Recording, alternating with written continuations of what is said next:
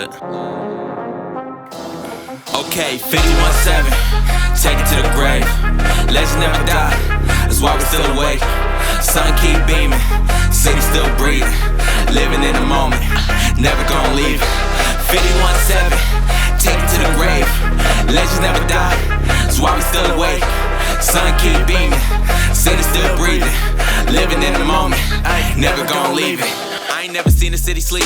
You can really hit a city breathe. They be saying we ain't got culture, they just don't know what it really means. No, we gotta represent heavy underrated, yeah, we gotta make a scene. No shade to the other guys, but you can't deny we the one to be. Capital city, the map looking pretty when we on it. So community driven, the people we live in, we loving each other. Justin. You're a lot of things to a lot of people. But I'm gonna get real selfish here. Let's talk about the Promise for a minute. Yeah. Out the gate, you are the mayor of our city, and have been. You are a consummate supporter of the Promise from the city side. And we'll talk about lots of different ways you help with that. But you've been a board member for quite a while. You attend and help. Shout out to that. Your job isn't big. But Mr. Mayor, there's one most important factor in your relationship to the Promise. And that is you are a father.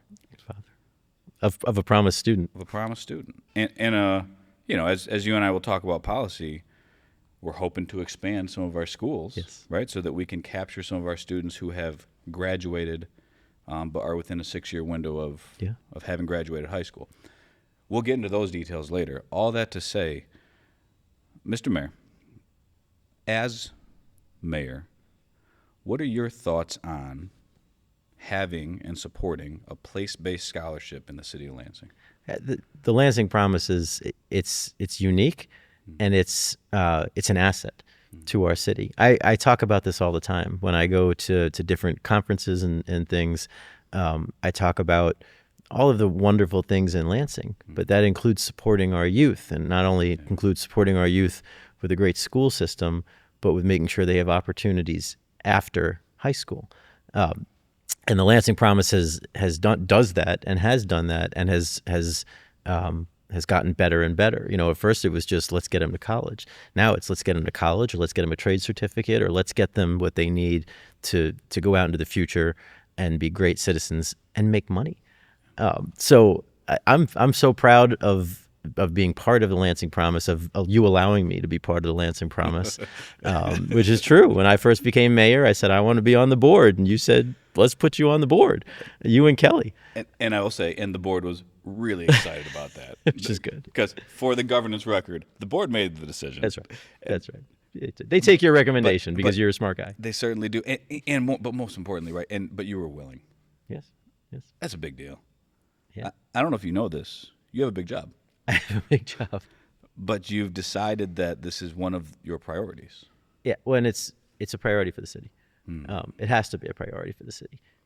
You know, I don't run the schools as a superintendent, and our city council doesn't run the schools. They have a school board. But anyone who thinks that our schools are not intimately interrelated with our city is fooling themselves. That's a beautiful statement. The idea of an interrelation, sort of interdependence. There's a lot of conversation we've been having in the nonprofit world around like ecosystems, right? Yeah. And when we talk ecosystems, I guess when we really get down to it, it's a recognition that we're all not only interdependent, interrelated, but like co-equal, right? In very different ways, right? So there's small organizations and big organizations. There's city agencies and all of that. I'll tell you this. It's been really encouraging to see where our city is headed.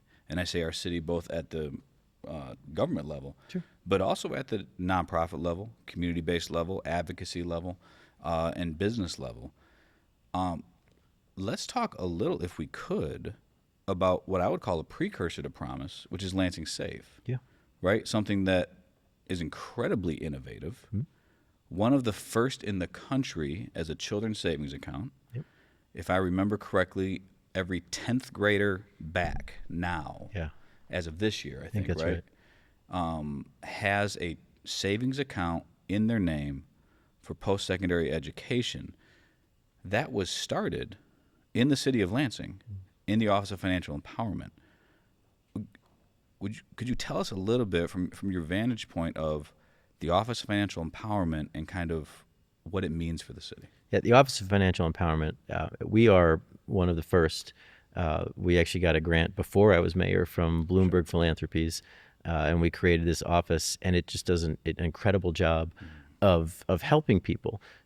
I remember talking to a young lady who she had car payments that she couldn't make, and she was renting, and she got as part of one of the classes with the Office of Financial Empowerment, and they taught her how to save, how to put money away, how to invest.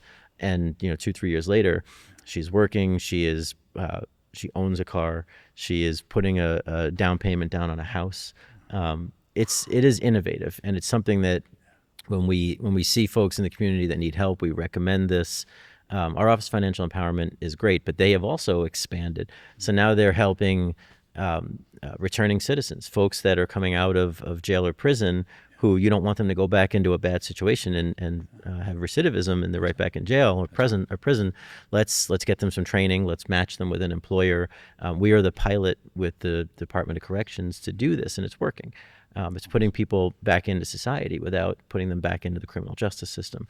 They're working through Lansing Save, which is, we certainly want to provide dollars for tuition and room and board and all of that. But what we see is a lot of times someone drops out of college, community college or university or whatever, because they get a flat tire and they have to pay $500 for a rim, or they get sick and they miss a week of work or whatever reason, and they need to take those limited dollars and put them towards life. Well, now they've got a savings account that they can use towards those expenses. And we know that when kids start saving in first, second, third grade, they're going to be way more successful, and the data shows that. I know you're half and half data versus feel, but the data shows that, and the kids they're excited. They're excited to put a dollar that they made, selling lemonade, into their savings account, and their parents are excited to show their kids that they can save, that they're worth it to be saving for, that we value them. So all of that leads right up into the Lansing Promise as part of the ecosystem you helped create. Yeah, well, and so what's so beautiful about, and everything you just laid out, right? This is really about families, right? Because every family has a different story, and every family has a different experience. Some families have experienced, I guess you'd say, more atrocities have been visited upon some families, right? Whether that's financial or getting caught up in the criminal justice system, whether that's a foreclosure or getting, lights cut off, whatever it is, we know that food, clothes, shelter, safety makes a big difference in the ability to take that next step in whatever that is. If that next step is focusing well at school, that next step is showing up and doing a nice job at work. And to your point, here's the powerful part. We have a mayor who's aware that a flat tire means more than just a flat tire to some folks, right? That domino effect is real. It's really important that we in different positions of authority or influence not only understand that, but are willing to hear the experiences and then take action. Now, what I've certainly learned from the Promise side is I may or may not have all the answers, right? And I think, you and I have certainly had some conversations around, so what does that mean if there's no individual with all the answers? It really does mean we're going to need each other, right? That's where I do think this Office of Financial Empowerment, and let me just give a shout out real quick to Amber Paxton, whom you have supported really well. She's been the director since the start. In fact, she was a part of founding the thing. Helped found the Lansing Save piece, which is now a partnership between both the city and MSU-FCU that houses the accounts and gives something like, I'm going to estimate right now, like $250,000 in in-kind assistance every year to like hundreds, it might even be thousands of classroom visits in Lansing School District, right, for financial literacy. To your point of they start learning young, right? Train up a child in the way they should go, right? And when they get old, they will not depart. If they learn young about budgeting and about savings and about credit and about how to not screw any of that up, they are so much further than a whole lot of us in our 40s, 50s, 60s. It's life skills. They're not just learning. They're not just learning, the reading, writing, arithmetic, which they need to learn also, but they're learning life skills. And yeah, I mean, when I came out of college, I had to learn how to have a checking account, how to balance a checking account, and everyone does. You got to learn to do the laundry. You got to learn to, these are things that are life skills. They're learning a life skill, which is savings. And not everybody knows that skill. And that's something that we should be teaching them young. And MSU, FCU, they do all of that. Again, they have someone that coaches all the kids. They also start every account with $5 in the account that they pay. So, thousands of kids over time, $5 at a shot, in addition to the staffer that they have in the schools. They're putting their money where their mouth is, which is fantastic. That's awesome. And I think there's a lot of pieces that are really encouraging about it. When we hear folks like Cece Sandoval, right, who even explains her experiences in the classroom, right, that the kids know her, right, and because reality is she's been doing it for years. So like these 10th graders might have known her when they were in 3rd grade, right?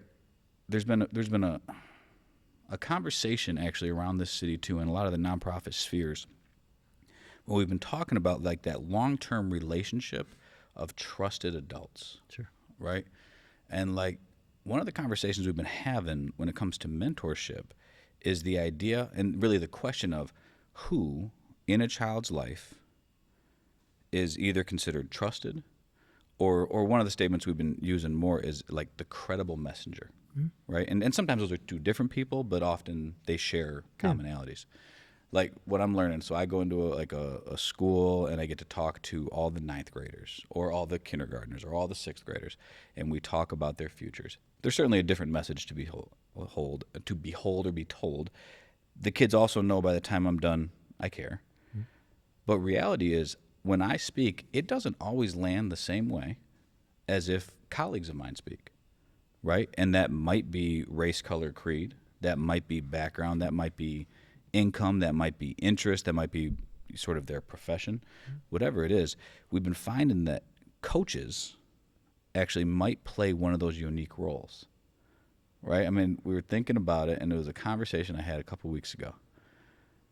And it was the idea that once students hit 14, 15, 16, right? At least, and I go back to my 14, 15, 16 years, all adults are idiots, Right. and they don't know a thing. Right. Including any parent or authority figure in my life. But a coach, Right. that's something different. Right. Let's go into like that parent role for a second, right? Like you've graduated 2 kids already from Everett. Yeah. Right? I think, let me just recognize for a second, that's beautiful. Right? My daughter is planning to go next year. Right? Yeah. It's a great school. We loved it. Could we talk a little bit about your experience at Everett as a parent? It was, we were proud to have our kids go there. We didn't know if they'd go to Eastern or Everett. My daughter did Chinese immersion at Post Oak. My son was at Mount Hope, but he wanted to go to Everett. And then my daughter wanted to go where my son was going, and we were thrilled because not having 2 drop-offs and getting kids to school and getting them back, we were thrilled. But we were really happy with Everett. Both my kids had some wonderful teachers. I think of Mr. Bales off the top of my head, who they both loved. My daughter was very involved with youth and government, which I was surprised about because she wants to be a doctor, but here she is doing political stuff that I was very proud. It was great. They had options. They both started off in new tech, but they both moved into other fields. But it was great. And what I love to point out now is the success of my kids with a Lansing Schools education. My son got a precision machining degree, did that for a year or two, decided it's not what he wants to be doing, and so he's at Lansing Community College, and he's a Promise scholar. He's going to college. He's on the Promise, and I'm proud of that. He's figuring out what he wants to do with his life and working at the same time. My daughter is going to the University of Michigan. She graduated from Lansing Schools, got accepted to the University of Michigan, which I'm tremendously proud of. Whether you're a Spartan or Wolverine, I think we all admit that it's a very good school. As a twice over Spartan, let me say, congratulations. That really is a good school. Thank you. She got into MSU also, and she got into the University of Michigan. Awesome. And she's going to Michigan. And when people say you can't succeed with a Lansing Schools education, that's ridiculous. I was going to use a different word, but we'll use ridiculous. Yeah. Well, it is certainly not a true statement. It's not a true statement. She has a life experience like none other And she had, and she struggled in the beginning with the pandemic, but she was able to overcome that. And the schools were great in helping. Yeah. And now she's at the University of Michigan. That's right. So, and this is where you mentioned it in the beginning, That's right. she was disappointed to not be a Lansing Promise scholar. That's right. Because she and I felt should just clarify real quick, because Lansing Promise covers Lansing Community College, full ride. Yep. MSU, Davenport, and Olivet right now yeah. as our bachelor institutions, and then also Skilled Trades and Douglas J. Right. But you'll notice U of M's not on that list yet. Right. Yet. And I think that's really going to be a really cool conversation, right, as the board begins to look at additional expansion opportunities. Yep. What we're looking at first and foremost is what schools are our students already going to that aren't within our support, and then how do we help those students first? Yes, and I will be advocate of that. When I hear of kind of 10 kids or so from Everett going to U of M. From Everett alone. Right, that's right. My daughter's two of her best friends right now at U of M are a friend from Everett, and another young lady from Eastern, who graduated from Eastern. And she and her sister, they're going to Michigan and Northern. So yeah, I think that it's worthwhile to take a look at that. One of my son's best friends goes to Wayne State. So it's worthwhile. We can't cover every school, and we know that. Sure. But taking a look at where kids are choosing to go and then assisting them, I will be an advocate of that. But you're already aware. Again, with my experience at U of M, knowing that again, there's 10 kids that are going there. The salutatorian, it's awesome. And her friend, who was the salutatorian at Everett, first generation college student going to U of M, coming from Everett schools. It's just a wonderful story, and we don't tell it enough. So I'm excited that the Promise will look at that as well. Again, understanding limited resources, but she's also got a lot of friends that go to MSU, and they're Promise scholars. And I think that it's a unique. It's a unique item that we offer our kids to show them. We don't just want them to graduate high school here. We want them to continue to succeed. That's right. It's great. You're exactly right. And I think one of the cool parts about this, right, is we want to be a part of their success, right? And that's really one of the reasons we really do want to begin to expand opportunities. And to your point, and you know this, there are some board meetings where we talk a lot about finances. Oh, yeah. We walk through full audits. We walk through financial statements. We walk through 990s. We walk through all these documents.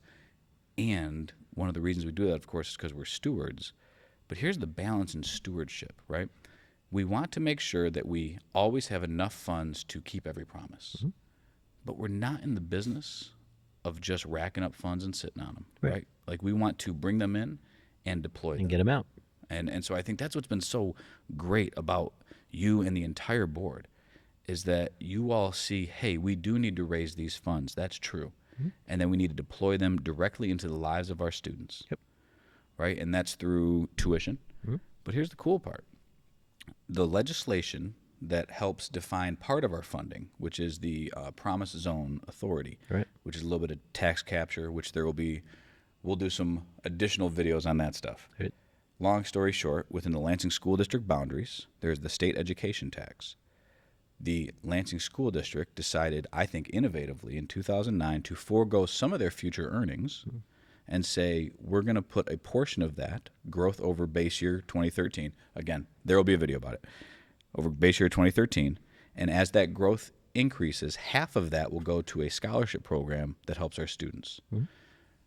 Now, in 2008, 2009, the tax base had dropped, which, to be perfectly honest, is fine, because we had to prove anyways that we as a community were willing to make it work. The good news is we're in 2012 or 2024 now. First scholarships in 2012. We're in 2024. We have record numbers of students hitting college, and we even have a handful of students now in the trade. So that's exciting. It's building. We have a record number of students completing. But here's something we're seeing, Mr. Mayor, and you actually already completely alluded to this and are aware of this. We're also seeing that tuition ain't the only cost in our kids' lives, right? And so this concept they talk about in sort of the financial aid world is cost of attendance. Right? And so some of that is it's not just tuition, but it's then room and board, transportation. We're even considering childcare. Now, not a ton of our scholars have children, but some do. And so if we are serious about success, which we are, And to your point of if we're looking at the whole family, which we want to, what's exciting about it is some of the legislation that was just signed into law allows for the promise to even consider not just tuition, but also cost of attendance. Now, the balance in all this, of course, is we have more funds than we've had before that we get to deploy. There's two pieces here that we're seeing. We're seeing there's more students than ever taking advantage of it. Right. We want to expand, three pieces. We want to expand to other schools to give more options, and we want to support deeper. It's going to be really cool, actually, to figure out how we do that. Yeah. What, of course, we're going to rely on is the wisdom from our board, but also innovative, creative ideas. Right? Now, in order for, it's a really long, rambling statement I've made. It's all true. But in order for us to get there, right, our kids need to get there. Mm-hmm. You know, there's been this conversation that you have been privy with and have helped us navigate at the board, which is scholarships and readiness. Mm-hmm. And the word readiness has a lot of different meanings, and they're all right, mm-hmm. right? It might be academic readiness. It might be social emotional readiness. It might be ready to be an adult in financial literacy, right? It's all these pieces, all these life skills. I want to just credit you in, we've already talked a handful of things, but credit you specifically in a recognition that actually beyond just academic financial readiness, beyond just social emotional readiness in adulting, is actually the importance of a safe community. Sure. Right? And you know and I know, both raising kids in Lansing, right, that like Lansing is one of the most beautiful cities, has some of the most remarkable people, and some of the strongest culture. Yes. To your point earlier, we don't talk about it very much. Sure. Time to change that. We right? should. We're doing that more and more. We're doing that more and more. All of us are, right? The city's doing it. Nonprofits are doing it. We'll continue to talk about it. But also, when we do something in this city and we do it right, it's really important that we begin to really talk about it, right? We also know that Lansing has been struggling a bit with, I'm gonna call it, we have some young people with some hopelessness. Sure. Right? And so let's not beat around it. There have been times in which gun violence has affected the way that we see our community, or maybe the way that our students see their community, or the way that folks in our city think about the future. The good news is this: there's a whole lot of folks working hard to continue to remedy this in a way that is so innovative that one of the few cities in the country right now is Lansing, that is beginning to build out a program called the Lansing Empowerment Network, specifically with a program called Lansing 360. Right. Now, that program in particular is modeled off what the Department of Justice has considered one of the best practices in the country for gun violence reduction, coming out of Omaha. Yeah. It's been a whirlwind of a year in bringing all that into place, but you get it, right? Like, let me credit you, Mr. Mayor. Like, we've had a ton of folks that are strong advocates in the community. You know, I think of Mike Lynn and Erica Lynn, right, with the Village Lansing, who have done a ton of work and have been very vocal. And I don't know if you know this, sometimes haven't agreed with some of your decisions. Sometimes. And I don't know if maybe even you want to talk about it, but we had a meeting maybe a couple months ago that I started crying in. I don't know if you want to share anything about that. But, look, we all want to see our community be as safe as possible. Yeah.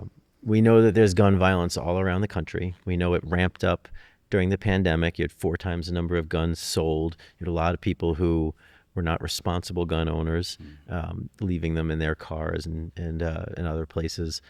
And we have done a lot to bring that down, and we've been successful. Yeah. The violent crimes have come down, which is good here and everywhere else. Crime is down over the last few years, but that doesn't mean we sit back and say mission accomplished, because any one homicide is too many. Amen. So you're not wrong. Mike Lynn and I have had our differences in the past, but at a city council meeting I don't know, 6-7 months ago, he literally came to the microphone and said, we're working on the Lansing Empowerment Network, Lansing 360 Mile After Omaha. Mr. Mayor, I would like to invite you to join us. He reached out the olive branch, and I took it. I love it. And I've been attending those meetings almost every Wednesday. Gives me chills. Keep going.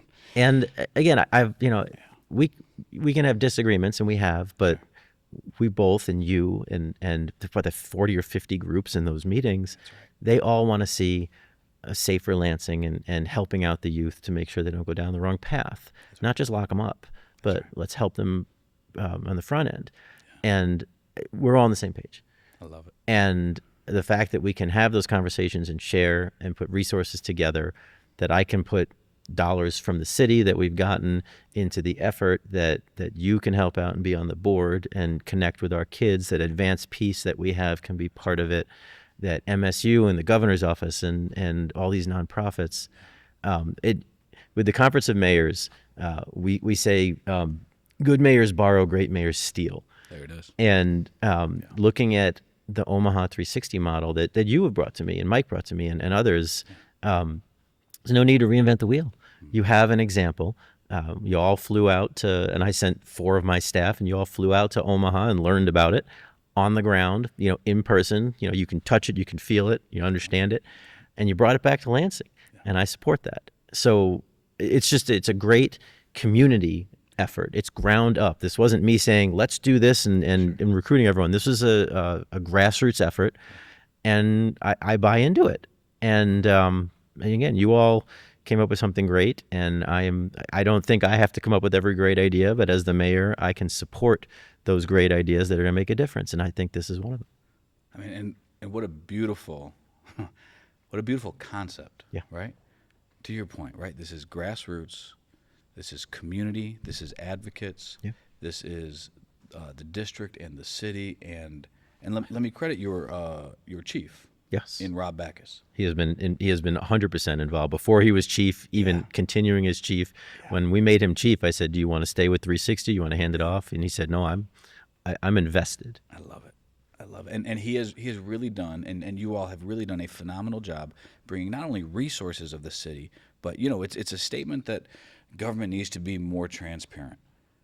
Well, here's a really cool way that government's literally being more transparent, right? At these meetings, within appropriate boundaries, a lot of important topics are discussed that are affecting our neighborhoods, affecting our kids. And when issues get raised, they're actually, this is really the coolest part to me, community and nonprofit organizations are able to say, hey, we know how to handle that piece, right? Or let us talk to those families who are suffering in this way. Yep. Right? And to your point, so Advanced Peace is there. So we know Advanced Peace does a lot of the direct intervention work. Right, we've got Mike and Erica Lynn from the Village Lansing, but also now in this facilitation role. Here's the power of facilitation, and you already actually alluded to it too. When it's Mike and it's Erica, but it's also Carlton Evans, right, and it's also Delisa Fontaine from your office, right, and it's also the Andersons, Paul and Jazz, who all have different perspectives. And they let me tag along too, which is really fun. Who all have different perspectives on how this works, and here's the cool part.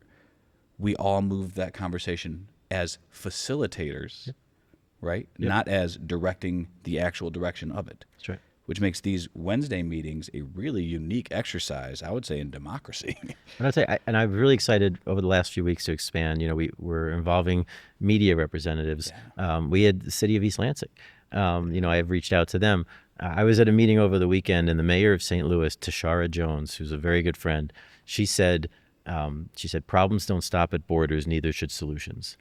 And that really struck me as, again, we're the city of Lansing and proud of it, but just because Waverly or Trowbridge, the problem doesn't stop at the border.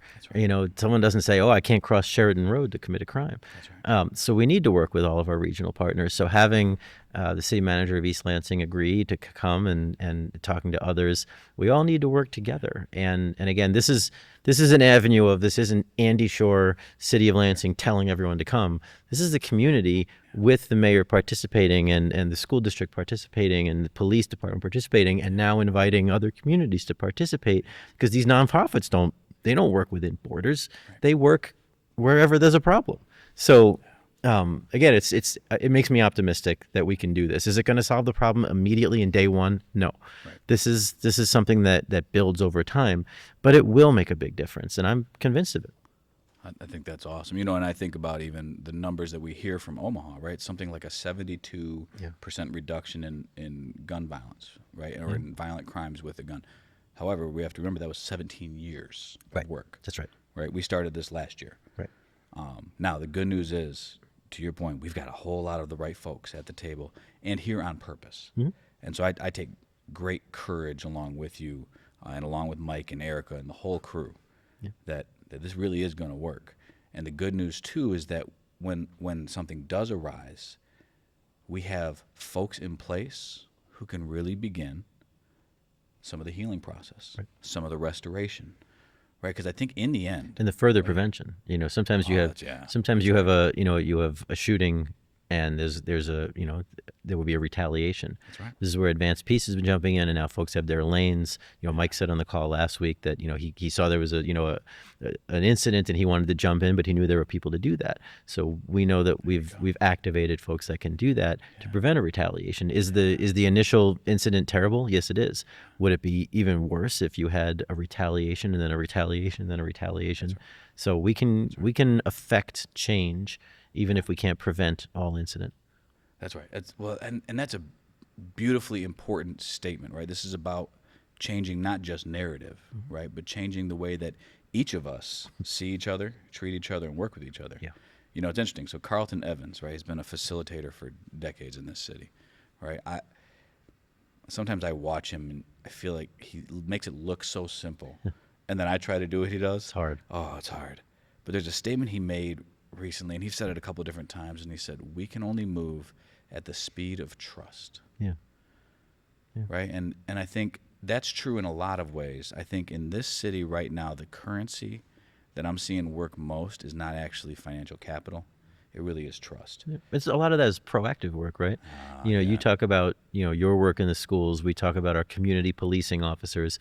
I had someone text me yesterday and say, my kid went outside and there was a cop driving down the street, and he rolls down the window and the kid got nervous and the cop gave him a coupon for an ice cream. There you go.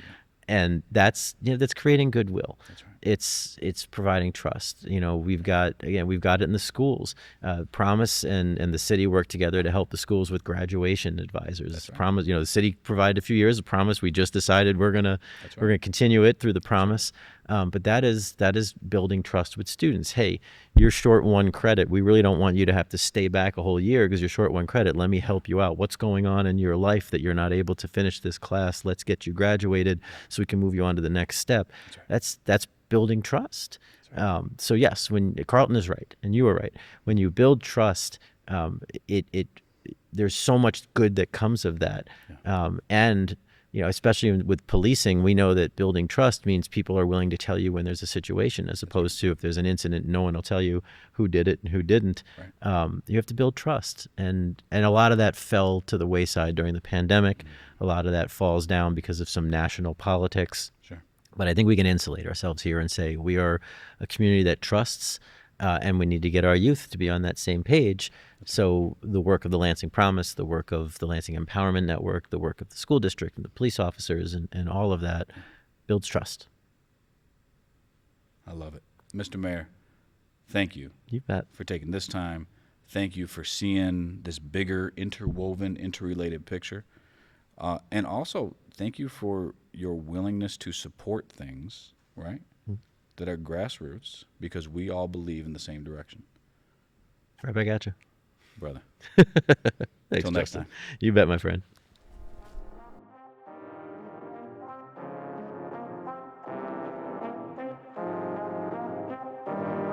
Look. Okay, 51-7. Take it to the grave. Legends never die. That's why we still awake. Sun keep beaming. City still breathing. Living in the moment. Never gonna leave it. 51-7. Take it to the grave. Legends never die. That's why we still awake. Sun keep beaming. City still breathing. Living in the moment. Never gonna leave it. been too many moments of silence, too many lives have been lost to gun violence. My God, we need some guidance.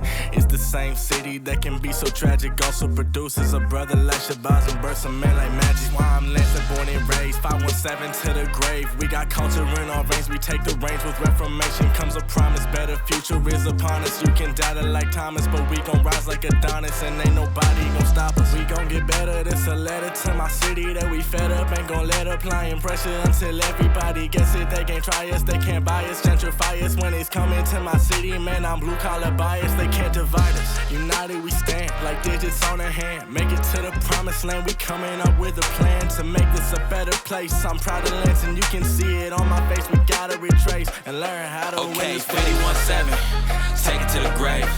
Legends never die, that's why we still awake. Sun keep beaming, city still breathing. Living in the moment, never gonna leave it. 51-7, take it to the grave. Legends never die, that's why we still awake. Sun keep beaming, city still breathing. Living in the moment, never gonna leave it. I ain't never seen a city sleep. You could really hit a city breathe. They be saying we ain't got culture, they just don't know what it really means. No, we gotta represent heavy underrated, yeah, we gotta make a scene. No shade to the other guys, but you can't deny we the one to be. Capital city, the map looking pretty when we on it. So community driven, the people we living with, loving each other. That's all that we seeking for, ain't no reason to need more. A lot of people saying go to the D for it, so we need to be seen more. Dream more, need a reason to be more, we just gotta believe more. I mold my style around the influences that I've witnessed. A new beginning, truer vision, it'll soon be finished. Endless inspiration from the people that I've known. Yes, I've grown to love the city as the city made me grown. Know whatever way you choosing for yourself to be expressed, there's a place that's meant for you so you can grow into your best. I can attest to its greatness with my chest, I'm here to say it. We will soon become the mecca of success. I'm expecting nothing. 51-7, take it to the grave. Legends never die, that's why we still awake. Sun keep beaming, city still breathing. Living in the moment, never gonna leave it. 51-7, take it to the grave. Legends never die, that's why we still awake. Sun keep beaming, city still breathing. Living in the moment,